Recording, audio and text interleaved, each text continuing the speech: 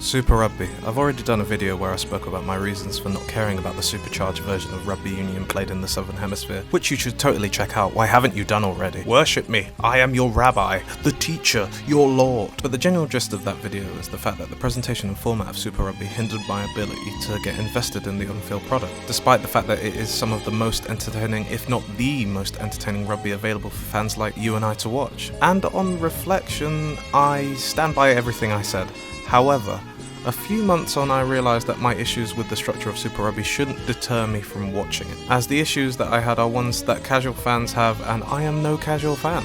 So I decided that I must be the change I want to see in the world, and I've actually been following Super Rugby this whole time. What? Plot twist. So now with the Super Rugby final behind us, let's talk about Super Rugby this season. First point, how fast do they play? It's truly amazing, but the weird thing that I noticed that watching highlights won't tell you is that the games are actually very structured and clinical when the ball is in play, which surprised me. But what happens is the game will be going on like a normal Northern Hemisphere style game, just with a bit more passing and ball movement, and then someone will get the ball and suddenly do something ridiculously skillful and break the line. Then the game kicks up a notch and the tempo increases exponentially, and then you see how fast these guys can move the ball, and it's quite a sight to behold.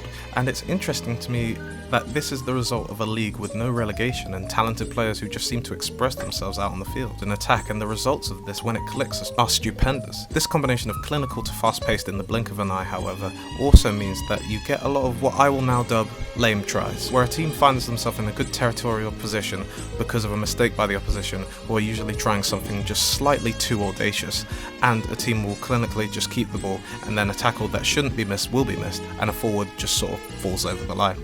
But that's just a minor nitpick, and one that I'm probably the only person who cares about. And even that has its upsides, as the games are usually open and high scoring because of incidents like that. Now on to outstanding players. To be outstanding in a league like Super Rugby's is a truly difficult thing to accomplish, but there are two players who I believe are just freaks and worth looking at all the highlights of their games just to see their extraordinary play on the Super Rugby YouTube channel. See, I plugged your channel, so can I use some of your footage for this video? No? Oh, that's fair. But anyway, back to the rugby, and the unfortunate fact for every other country in the world that both these players are Kiwis, and they've both made the All Black squad. These men are Ngani Laumape and Sevu Reece. Let's gush about Sevu Reece first. How good.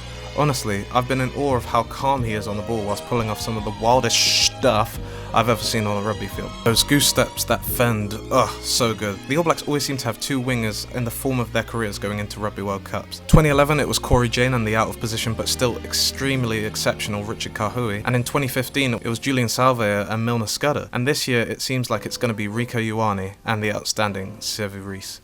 And them both being 22 years old bodes extremely well for the future of the All Blacks. Actually, most things seem to bode well for them in the future. But nevertheless, he is exceptional, and I hope he tears the Rugby Championship apart, and then the World Cup, until he plays England, and inexplicably, spontaneously combusts for a 24-hour period, along with the rest of the All Black squad to allow for English victory. Next player. Laumape is the most imposing, brutally physical inside centre I have ever seen. Ever. That dude is power. Explosive, vicious, unmatched power.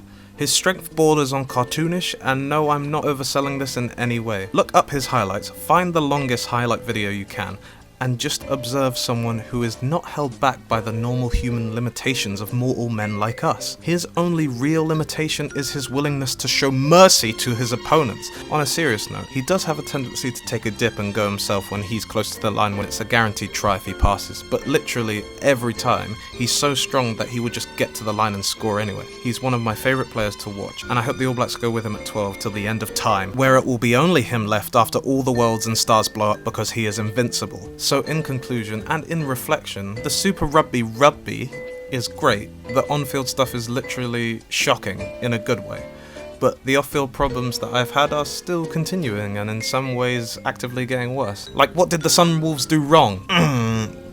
Well, they can join my beloved Western Force in Super Rugby purgatory. However, I now believe that the on-field product is that good that you can look past most of the behind-the-scenes stuff, because good rugby is good rugby. And if you want to see that, give it a chance, like I have, because it's worth it. Kind of. Signed NGJ. Thank you so much for watching, and please subscribe and turn the notification bell on to let you know when I upload. You can also follow me on social media at NGJ Rugby. Thank you again, and see you around.